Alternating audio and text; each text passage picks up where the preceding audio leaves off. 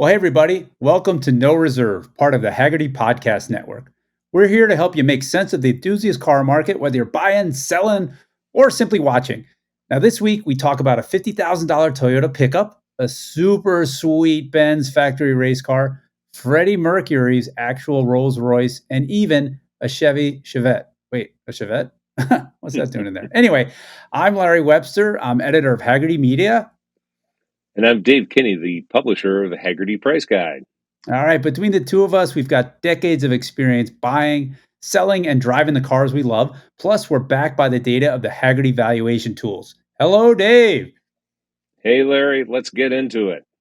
All right. We're recording this on Wednesday, October 19th. Dave, are you still in Blimey?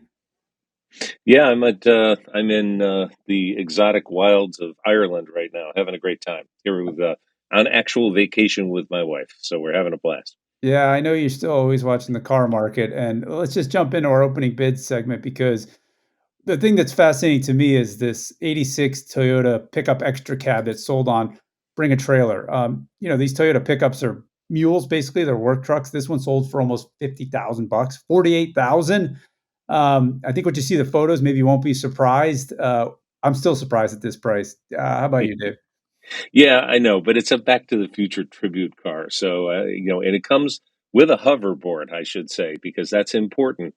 It's a 166,000 mile car, which in the world of Toyota extra cabs means it's just been broke in. It is a four by four, and it is a 5 speed. We carry these in the price guide right now at a top of 38.4. So that means this thing busted that by Whoa. 10 grand. Yeah, no kidding. I didn't know the But stock ones were worth that much. So not even the yeah, wow. Oh man. Yeah, Okay. and this is black with tan with AC, which is also good. It's Marty McFly's truck. I mean, obviously, and so I think there are a lot of people who want to get back to the future in their own Yeah. truck. So not only has the DeLorean market been usurped by these things, but also the Toyota pickup truck market, which is a heck of a lot bigger market.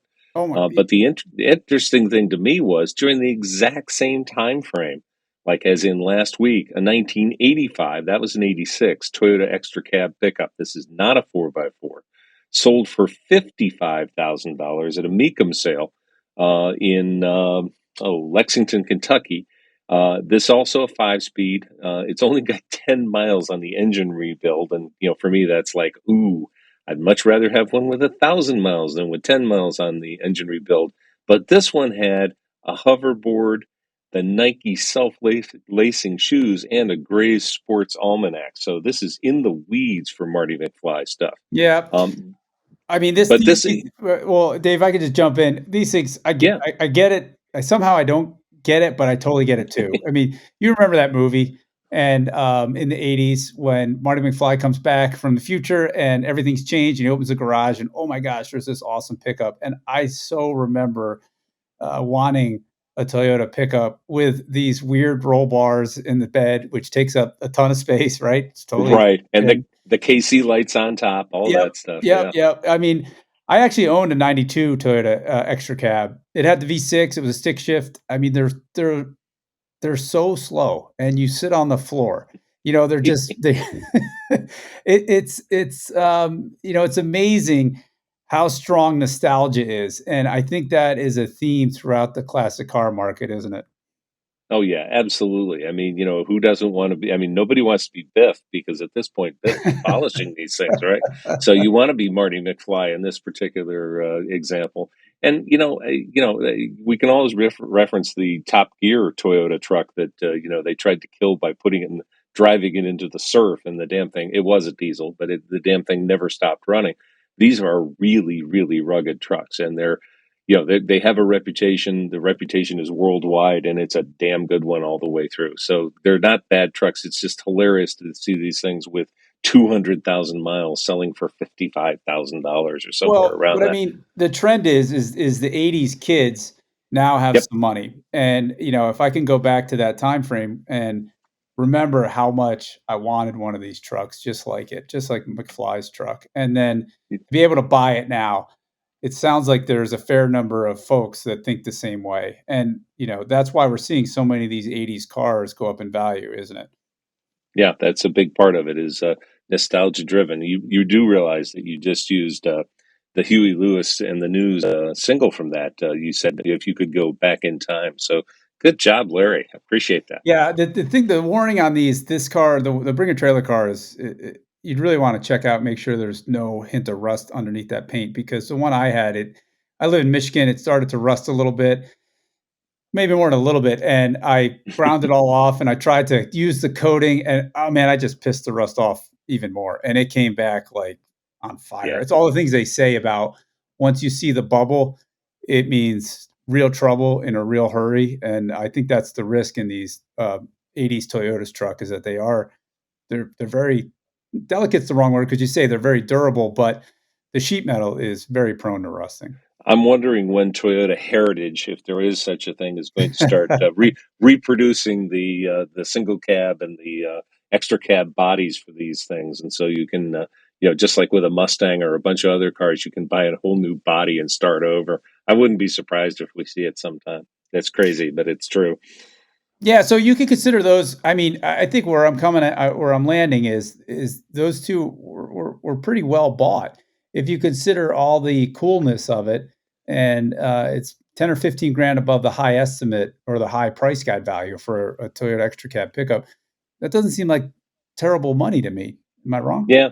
Well, I think it's all, still in that whole fun money range for people because, the good news about pickup trucks is you can always use them as a pickup truck. I mean, you're not gonna haul around all your construction debris in this thing probably, but for hauling stuff around, for getting rid of the old sofa, all that sort of stuff, it still can be used for that, even if it's a pretty nice truck. So it has a little more value in use, as appraisers say, than cars do because you can use it for other things.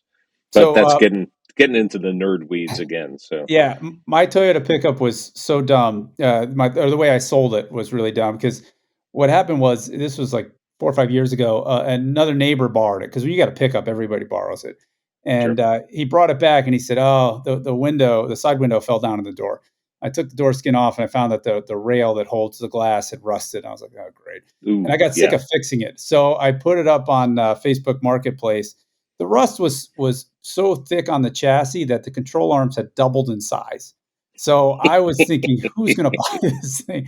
Not So in strength, but in it's size. size, right? I was like, "This is one bump away from snapping in half." That's really what I thought, and I put it on for 2,500 bucks in Facebook. I got inundated. There was a guy there within an hour, and he goes, "Woo! How did I get so lucky?" And I was like, "Oh, man." Did I blow this? Holy cow, did I blow it? But hopefully he's still out there enjoying it. Speaking of the Toyota trucks, there was this 96 Toyota Mega Cruiser that sold on Cars and Bids. And this is like the Toyota version of the Hummer. And I have to admit, I did not know this existed. And it sold for a ton of money, $310,000. Dave, what is this thing? Yeah, you're exactly right. I think that, there's somebody in Toyota land going, "No, don't compare it to a Hummer. I'm gonna compare it to a Hummer anyway." Oh, This is a okay. left-hand drive one, which is kinda rare, and a civilian model. This wasn't a military model. I think a lot of them out there right now are RHD and their military. So did have that going for it. It does have a 4.1 liter turbo diesel engine with a crazy whopping 155 horsepower. This is not meant for speed. This is meant for, it's called a mega cruiser. It's more like a mega bruiser. It's an oddball. We never got them new in the States. And I think that 310,000 is a whale of a lot of money. But, if it makes this guy happy, we're going to say we like it, right? We're going to pretend that we like it. Right, No, Larry? totally. Obviously there was a lot of people with a lot of interest in this thing, and that's why it got Sure. bid up. I mean, that's the beauty of an auction, right? You're sort of the price is established by the people, the market.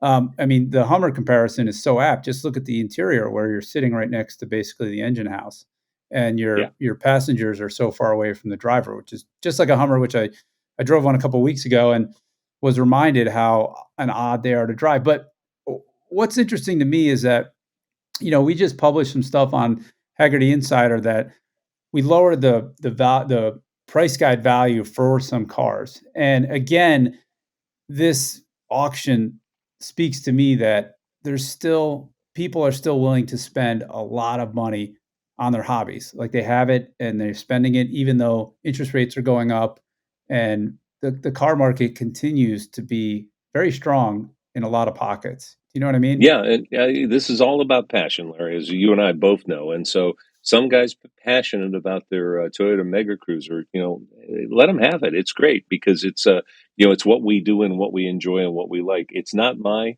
cup of tea, but I get it that it's somebody else's. You will be the king, the absolute undisputed king of cars and coffee among the non-performance crowd. That's for sure. Wherever you show up with this, because it's such an oddball, and even car guys like ourselves are really, I've never even seen one in the flesh. I've only seen photos of No, it. That's how rare it no. is. So, yeah. Yeah, let's hope the new owner enjoys it. Maybe we'll see it some of these days. What caught your eye this past week? Well, this is one that you and I are just going to have to agree to disagree about. How about Oh, come on. okay, yeah, it's going to happen here, a 91 Buick Riata convertible. Now, Riatas, they don't get a lot of love, okay? Let's just be nice about it. Yeah, yeah. Tell me why. Why not? Well, Yeah.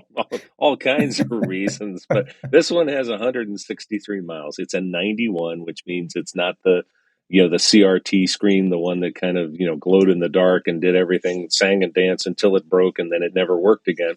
In 91, this is one of just 305 built, okay, the convertibles. Now think about that. General Motors, the Yeah. second largest car builder in the world at this point, I believe, may will only managed to sell or build 305 of these things.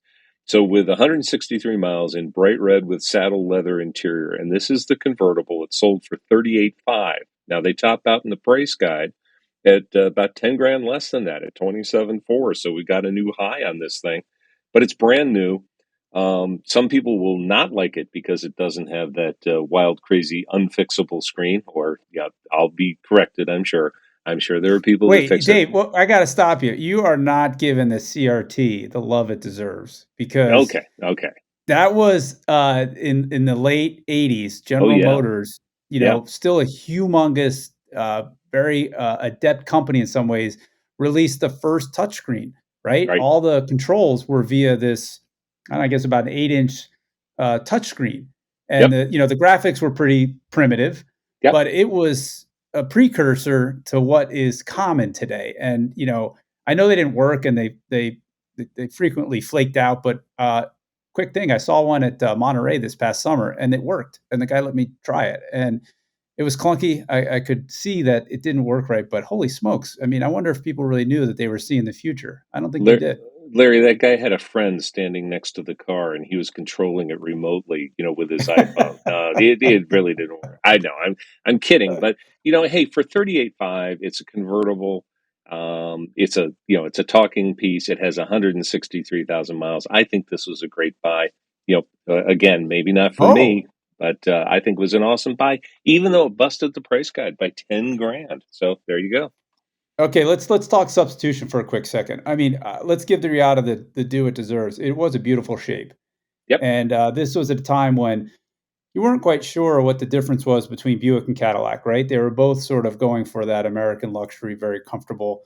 I think if it was between the Riata and let's say the Ford Thunderbird of a similar era, I'm with you. These Riatas were super cool, but now you're close to dollars that'll get you a really really nice 3 Series convertible, and a lot of other very fetching cars. So I don't know if speaks to the car as much as just somebody is really geeked about having a brand new 1991 model car, right? Yeah, for that kind of money, you can get a 3 Series with 180,000 miles on it, not 163 only Sold. miles. So yeah, exactly. So yeah, I know. I mean, everybody likes different things, and that's what's great about the whole car hobby. But for me, this kind of said, hey, I could daily this. There's no doubt about it, and then the value would You go can't. You right no, no, down to no, you zero. couldn't. That's the problem. We've talked about these rapper cars. You can't even drive them. As soon Yeah, as you I know. drive The them, value the value goes down as soon as you drive them, but I don't think the difference between 163 miles and 4,063 miles is going to be, a killer that much. But yeah, what point well taken. Point well taken. all right. All right, there's the other one that you brought up that, you're gonna have to explain to me too. I mean, you're looking at odd corners of the internet, Dave. This Yeah, is I'm a telling you. Chevette Tell us about it. Hey, it's not a Chevette, Larry. Let's be real frank here. It's a Copo car. Now, for anybody who's been around for a while, you've always heard the GM term or Chevrolet term, Copo, and that to people they automatically go to a Camaro or they go to something else. It's a great build that somebody dropped the 427 in that wasn't available or something like that. Well, Copo stands for Central Office Production Order. And so you can have Copo taxi cabs. If your taxi cab company's buying 75 and they want them done in their colors, back in the day, they do this. Well, this was a GM employee who bought this car in 77.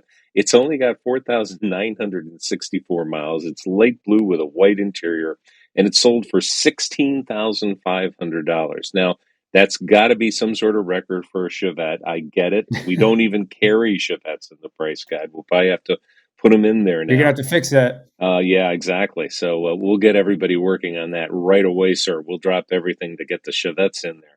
But in the meantime, the funny part of it is that yeah, we have lived long enough that we've seen a collectible Chevette.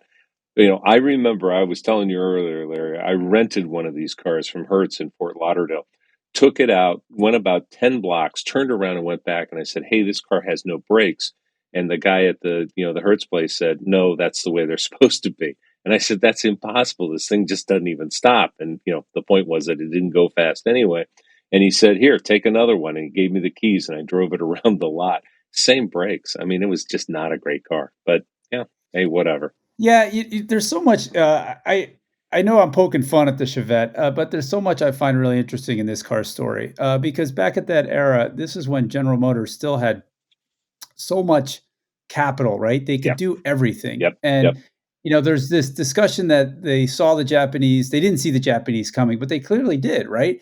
This was their answer to the Civic. And it didn't work, right? It was not a great car, but a lot of cars from GM in the 70s suffered from similar execution and quality problems. Another thing that's fascinating to me is just, how important the design is. Because if you look at a Rabbit, which is basically the Volkswagen version of the Chevette, Mm-hmm.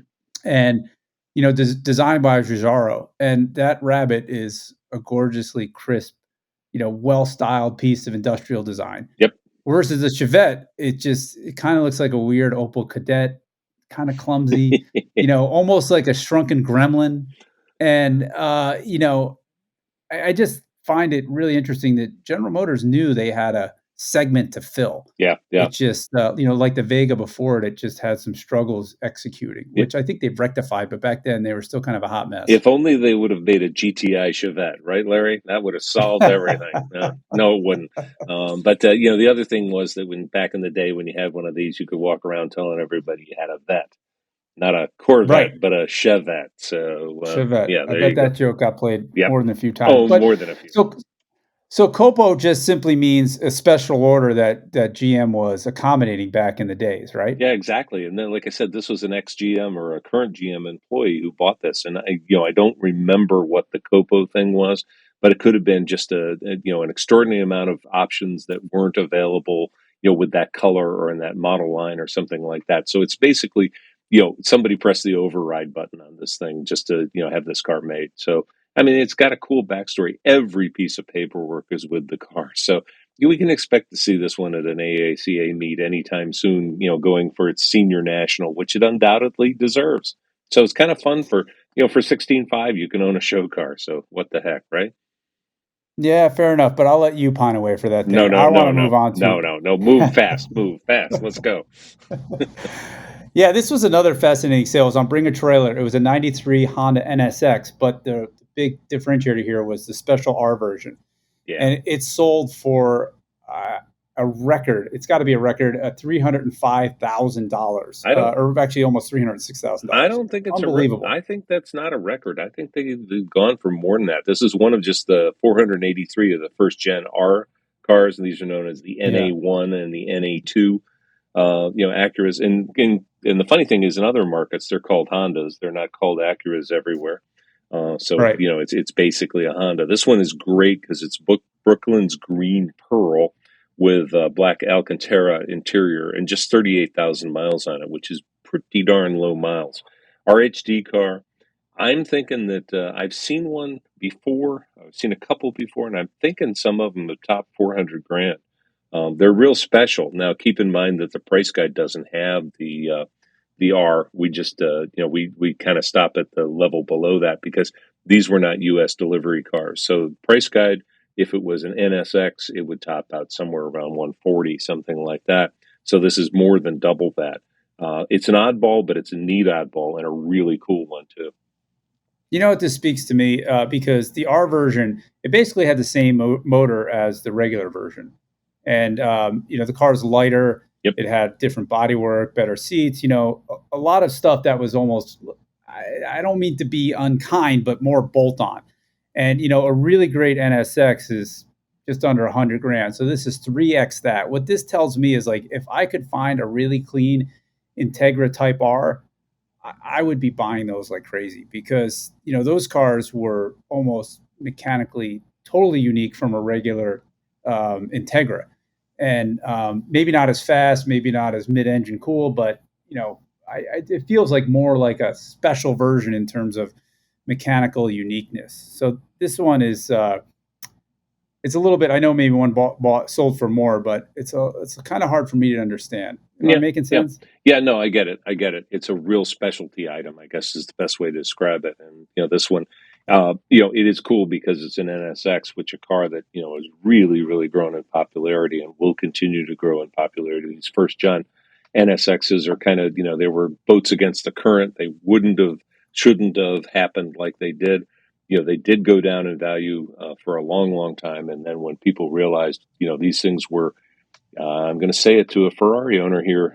They were Ferrari 308s made in Japan in some ways, and that meant that there was no belt service required, and they didn't break as much. There's a lot to be said for the NSX. Yeah, they're brilliant cars. I owned one for a little bit, a first gen one.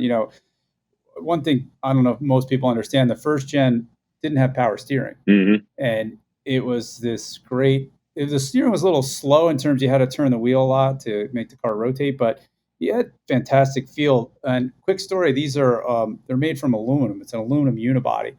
And it was so new back in the day, nobody really knew how to fix them. Right. And I'm only bringing that up because I was on a car and driver comparison test as like the guy who got lunch, and Brock Yates spun one of these on the Ohio back roads and put it into a guardrail.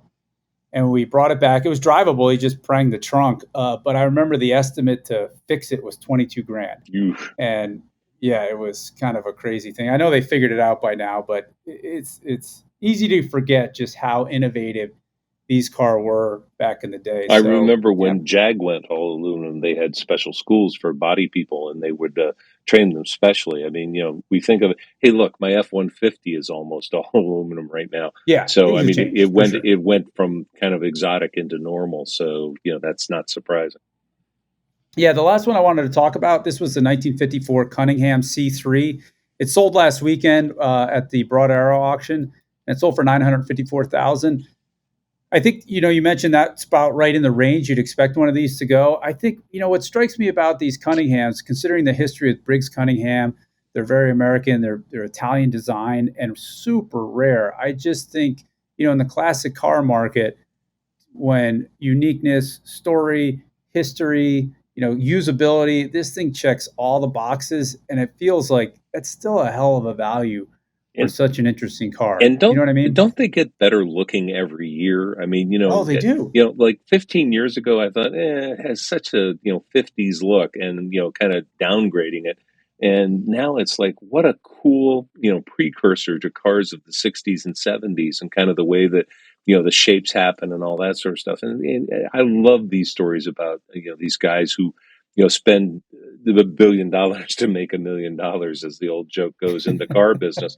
And Briggs had the money, and he had the talent, and he could purchase the talent that he didn't have, to do all these things. And they are great American, kind of non-success stories in their day that are huge success stories now. You can't take one of these anywhere without somebody just assuming that it's a little bit of an oversized Ferrari. It's got such good looks. And when you see them in the flesh, they're even better looking. And this one's got great colors. This was Jim Taylor's car. It was estimated at 950 to a million. It sold right in the middle. I'm sorry, from 900 to a million, sold right in the middle at 950. I think that's a little light, to be real honest with you. I was expecting this thing to, get one more zero, but it's not far from that. So I guess all is good in Cunningham world right now. Yeah, no, I think we're saying the same thing. It's a really good value, and I'm glad you brought up the design because over time it looks like a hot rodder got a hold of it because the roof is chopped. It almost looks like the shoulders are tall. It just has a real kind of speedy but elegant look that just I don't know speaks to the period. I agree with you wholeheartedly. Yep. Maybe one day I will be able to afford a Cunningham. We can hope. All right, but let's switch gears. I want to move into the cars that are going to about to be auctioned and what's catching our eye. And the thing you brought up to me, I think, is is really hysterical. It's the '74 Rolls Royce Silver Shadow. Why did you want to talk about this? Well, not only that, it's a right-hand drive Silver Shadow, but it was owned by some guy named Freddie Mercury, which you might or might Who's not that? remember was the front man for Queen and one of the superstars of his era, and taken away from us tragically at an early age.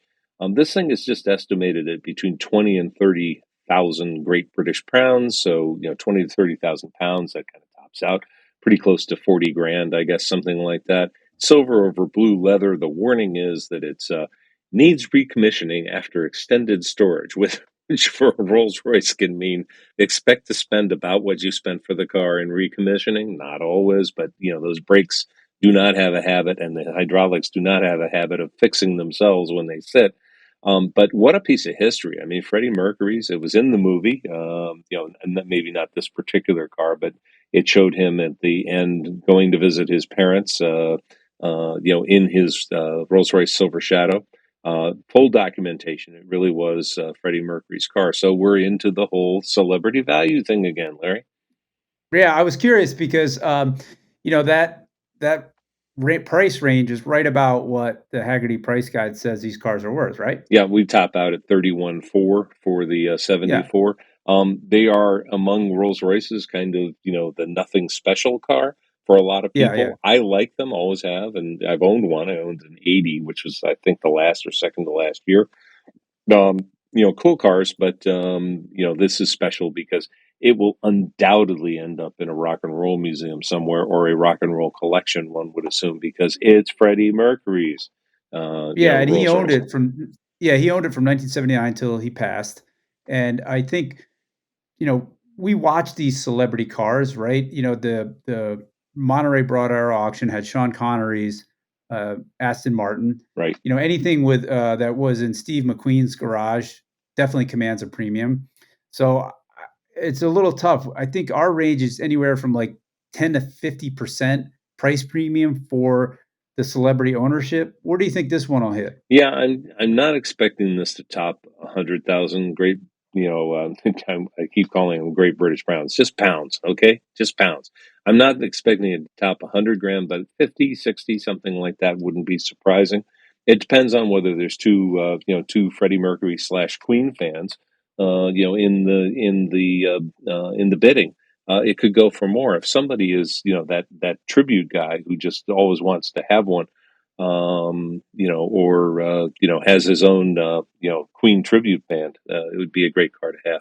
But I'm dying to see what this thing sells for. It's a RM Sotheby's sale coming up in London, and there's another car there that we wanted to talk about too. What's that? That's the 512M Ferrari 1995. The 512M is, I know that the people who have these don't want me to say this, the last series of the Testarossa. The M Yeah, it's a Testarossa. Yeah, M stands for modificata, I believe, modified. There's 75 of these U.S. delivery. It's This car has won platinum or platino at Ferrari Club of America 2 times. There's 501 of these built. This one has 12,500 miles. We don't carry these. These are kind of rare. We don't carry these in the price guide, but we do have the TR before this, the Testarossa before this, topping out at 418. This car will do better than that because it's an M, which is a more important car. So we're going to see what happens with this. I like these cars a lot. Really, really nicely powered, really, really enjoyable cars to drive. the some of the earlier, Oh, they sound insane. They're so oh yeah, my they gosh, sound those great. flat Yeah. V12s. Yeah, no, Yeah. they just, they sound good doing 30 miles an hour in first gear. I mean, they just sound awesome that way, or second gear. And they get even better when they're on the track. So, another car at the same sale. It is price on application, so I don't know what they want or what they're looking for, but certainly 500,000 US would not surprise, and more, maybe twice Yeah, that. I mean, it looks so pristine, and I always thought the Testarossa got better looking as it aged, as they tweaked it and they Yep. they they fixed some of the bumper caps and things like that. I wish they still had the, flip-up headlights of the early cars, but minor detail. I think these things started getting some real horsepower, Yep. and, they're such period pieces, as we spoke about earlier, that cars from the '80s are now real nostalgia buys for folks that are just getting into their prime earning years. So that's why you're seeing demand for something like this. So I think I'm with you. I think this is going to be a huge sale. Yeah, this is a 95, so even later than that, because this is, like you said, the last series. But, Yeah. I'm going to have to agree with you on this, that I think these cars get better looking all the time. If you remember 20 years ago, everybody would give you crap about owning anything related to a Testarossa, cheese Yeah. grater, la da da da da, whatever. Well, guess what? It was a very much a period piece for its time.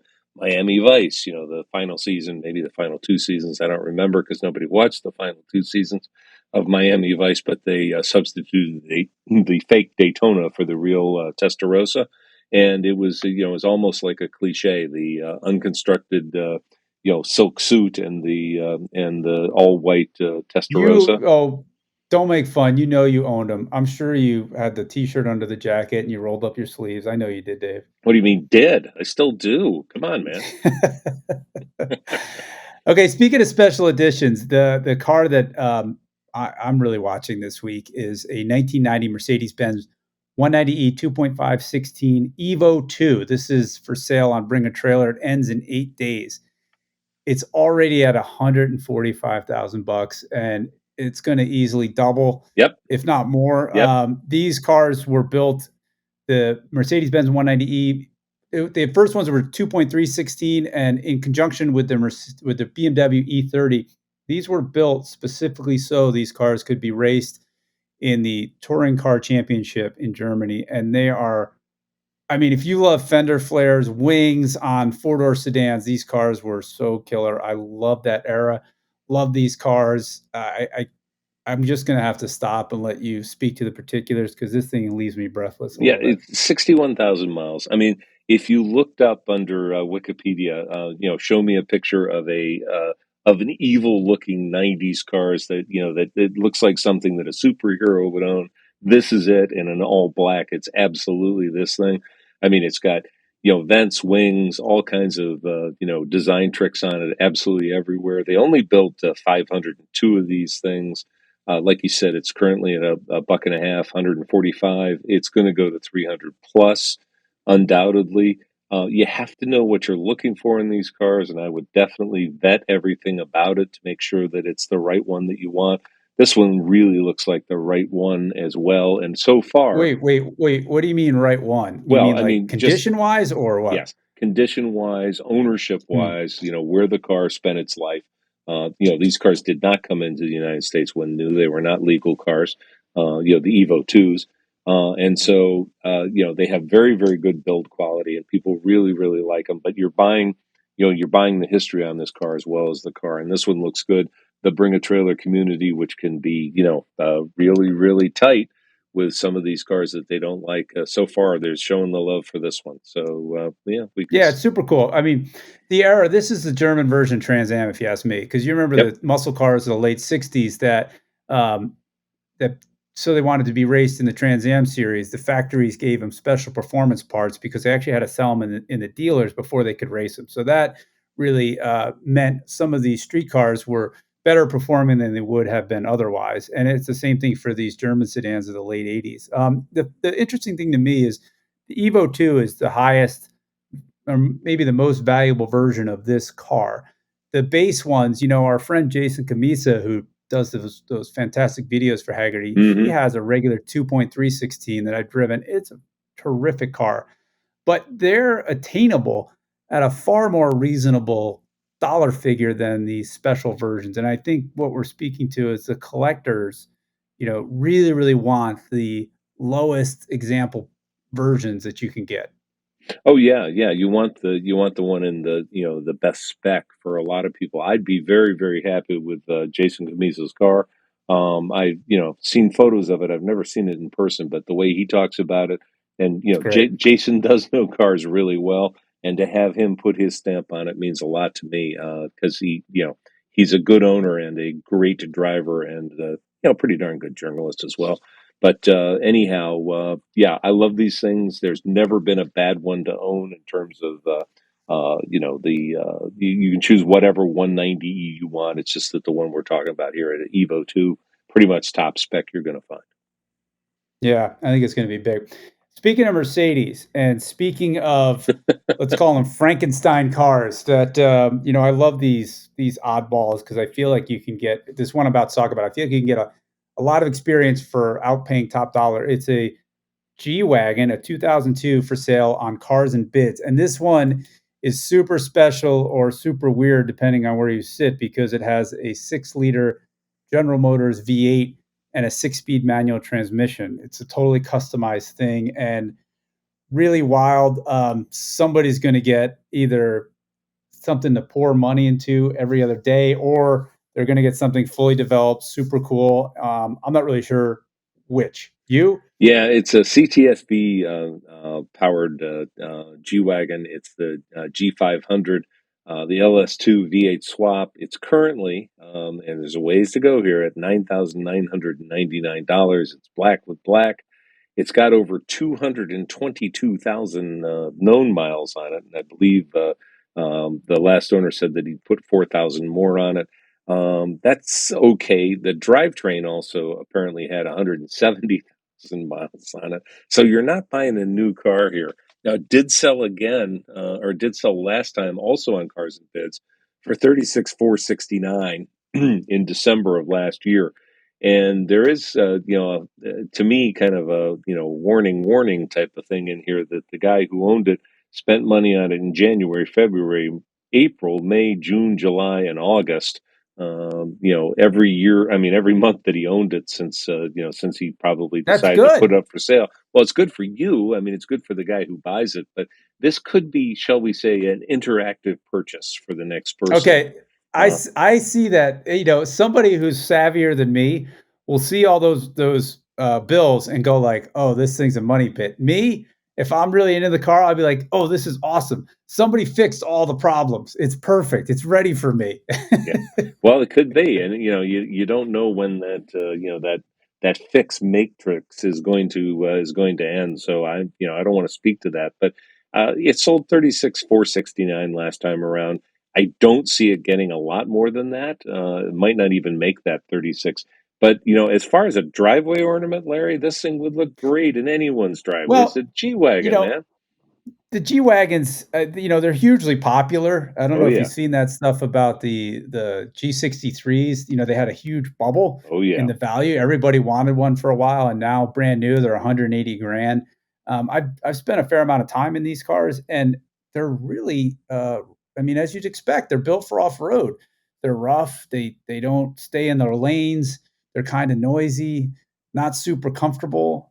So this version could get you all that style that you want for a lot cheaper. The funny thing that I would like to know if the buyer buys it remotely, because I wouldn't go near this thing without driving it. Just looking at the photos, for example, it looks to me like the shifter is way too low yeah. and you're going to be reaching for it every time you got to change a gear. So all those things that I'd want to know before bidding on it, but I guess we'll have to wait and see. Yeah, I think so. I mean, this is a fun project car for somebody. And like I said, as far as, parking it, you don't put this thing in the garage. You put it right outside the garage so all your neighbors can see that you bought a G Wagon. They're going to think you're maybe a Hollywood wannabe, maybe a rapper, who the hell knows. They've got quite a reputation as that. There's a couple of them in my neighborhood. Every time I see them, I looked at it. The you just can't beat it. It's just as simple as that for Well, that look, kind of Dave, money. you can't throw stones at somebody that wants to put this in their driveway. I mean, you got those Bentleys. I know what you do with those. You leave them outside, don't you? Oh, we have the guy dress up in the uniform and drive around the neighborhood. Absolutely, yeah. We have with the chauffeur's cap and all that. Yeah, come on. You're into my gig. What can I say? Yeah, good to. All right, let's move on. We got some great questions, and I'm super interested to talk about because I think I've got some stuff to add. Jason from Dundalk, Maryland. I used to live near there in Baltimore, by the way. Yeah. He says, I don't know why anyone would sell their car at auction for no reserve. Can you explain? Yeah, Go ahead, I Dave. think Jason was doing a an internet search and came up with the word no reserve and then wanted to ask us about it. I don't know. Hey, here's the thing: there's certain cars that you know are going to sell and sell well at auction.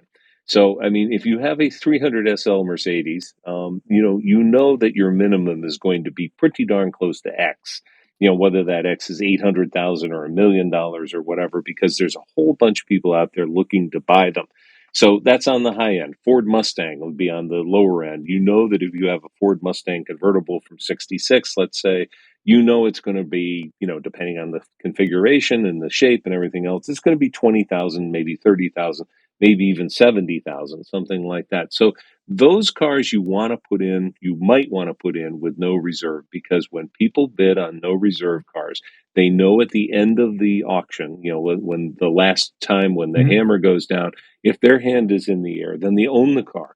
Where if you're bidding on a no reserve car, you can get all the adrenaline pumping, you can get all the stuff done. You bid $68,000 on something. The hammer falls and they say, "Sorry, sir, we're passing on that car. We're not selling it. We need another 3 grand. We need another 10 grand. The seller wants more." So you've gone through all the exercise and you don't get the thrill of owning the car. That's the downside of a reserve auction for a buyer.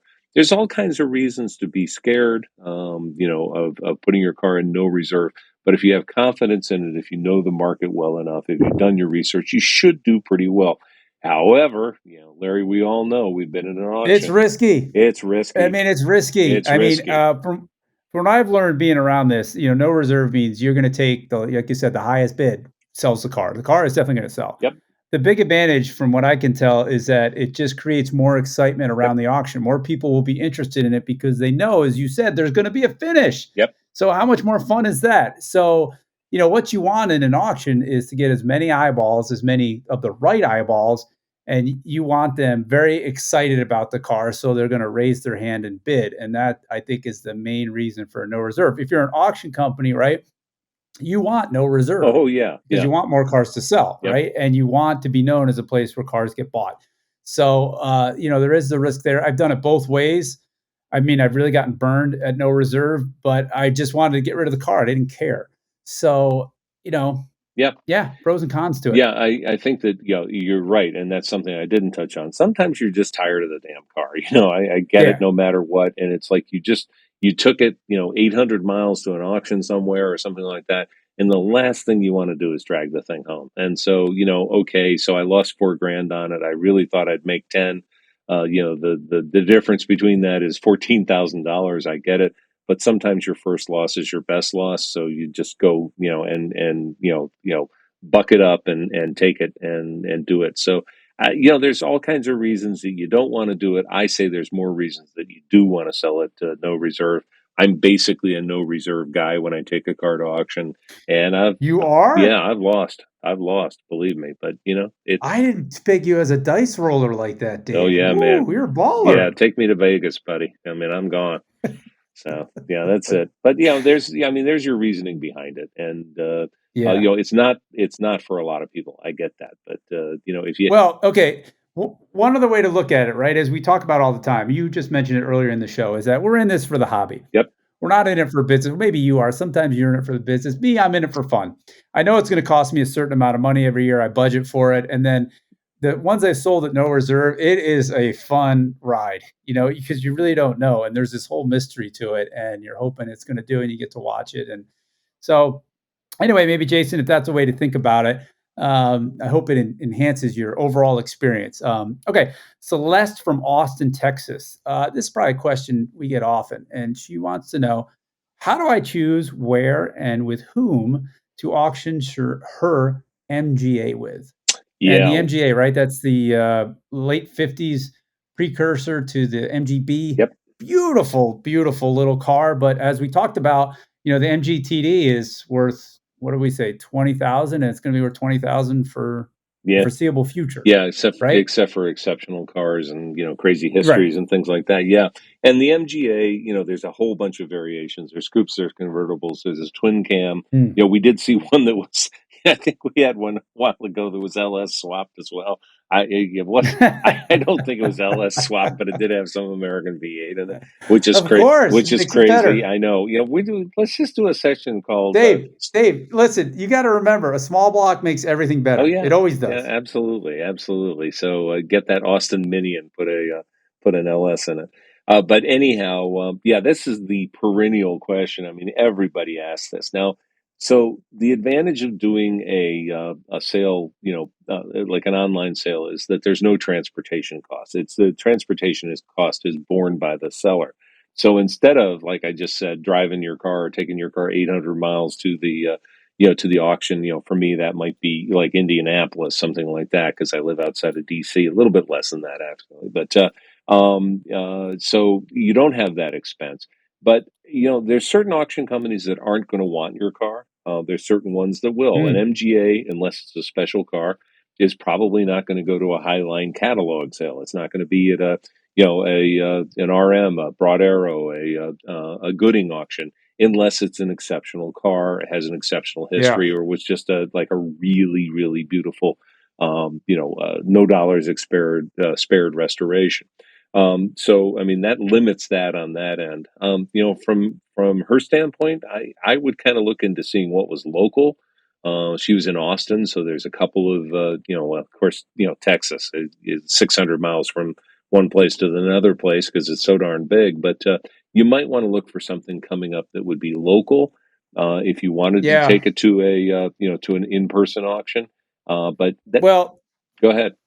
I don't mean to interrupt. I mean, where my head's going on this, the beauty of the auction is you don't have months and potentially many months of tire kickers showing up to look at your car, Yep, right? yep. The selling process is over in a fixed amount of time.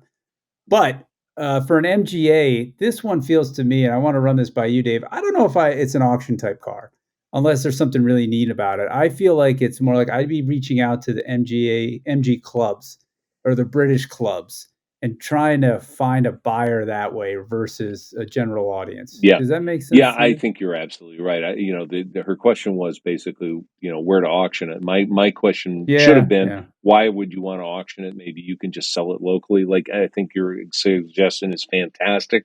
Talk to club members, get their advice. Don't always take their advice because a lot of times it's like, oh, Freddie's looking for one of these, and he's got six hundred Right. dollars burning a hole in his pocket, even though it's worth a lot more than that. So you kind of want to be a little bit worried about that, but I think do your research, do your homework on something like that. This might be a car for, Hagerty Marketplace, or maybe you might want to put Yeah, it on right. eBay, or you might want to put it on Craigslist. I'm not a Craigslist guy anymore, but you might want to do it locally that way and put up with a couple of weekends tire kickers, or you could hire somebody to do it for you. Almost every town has somebody who will. If you go to the garage that you have your car serviced at, or the people who service it, they might do it for you. They might know somebody who will do it for you. Who'll sell it for a percentage, maybe like 10% or 7% or something like that. And that might be your best way to go because you don't get involved in it, and the person who's doing it might have a little more experience in dealing with, as you said, the tire kickers and the serious buyers, and separating one from another. So you don't know. Yeah, something I've noticed in the past couple of years, and I think it speaks to how strong the market is. The number I've sold maybe half a dozen cars, Yeah, but you give and them away, the Larry. You just told us maybe that's you the deal. gave it away. No wonder they sell Maybe so. okay, maybe that explains why, I'm a buy high, sell low kind of guy, Dave. That's just the way I'm built. But Got it. maybe that's why what I say is the number of tire kickers, most people that have shown up have bought the cars first time. And I think that's because I do present them very honestly. And like you said, I'm not looking to squeeze every dollar out of it. I feel like, okay, it might cost me a little bit and I want to move on. But that all said, it does seem that it does speak to the strength of the market and how the demand is there.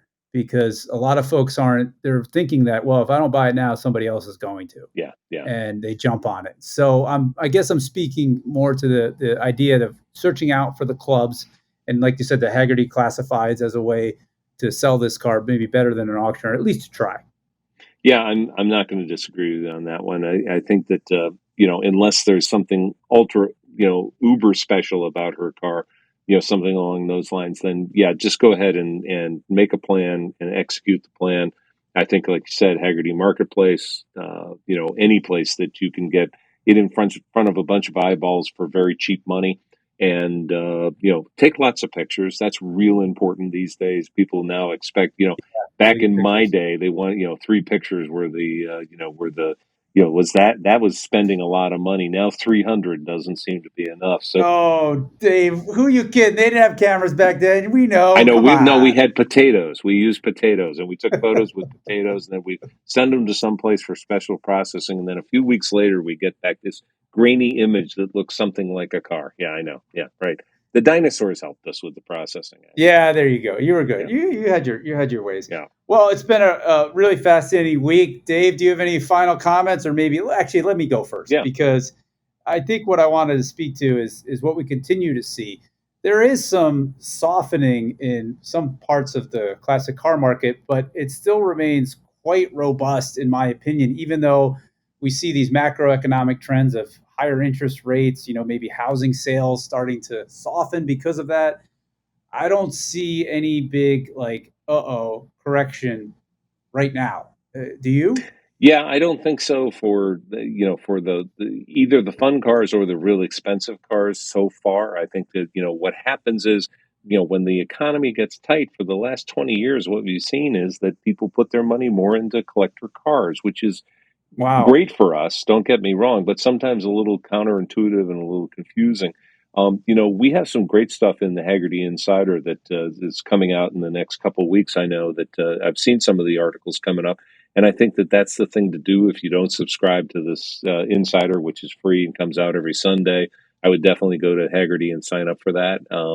Because that's going to give you a lot of information about the market. But as my dad, who was a pretty smart guy, once told me, it's great to say that you're fighting against this and you're fighting against that and the economy's bad or whatever, but it only takes one person to buy a car. It only takes one person when you're selling Mm. it. So, Oh, I mean, there's that person out there. You might have to lower look at your that. expectations, but all you need is one. You don't need a million. You just Oh my need one. gosh. Spoken with the optimism of a true car There salesman. you go. But thanks for bringing up Insider. It's insider.hagerty.com. Yep. We publish many things every day, speaking about the classic car market. And as Dave mentioned, there's a free weekly newsletter you can sign up for, and the best stuff of the week will be delivered to your inbox automatically. Well, Dave, it was great to speak with you. Thank you, everybody, for listening. Please leave us your questions in the comments. We definitely want to hear from you. Your feedback is most welcome. We will catch you next week on No Reserve. Take care.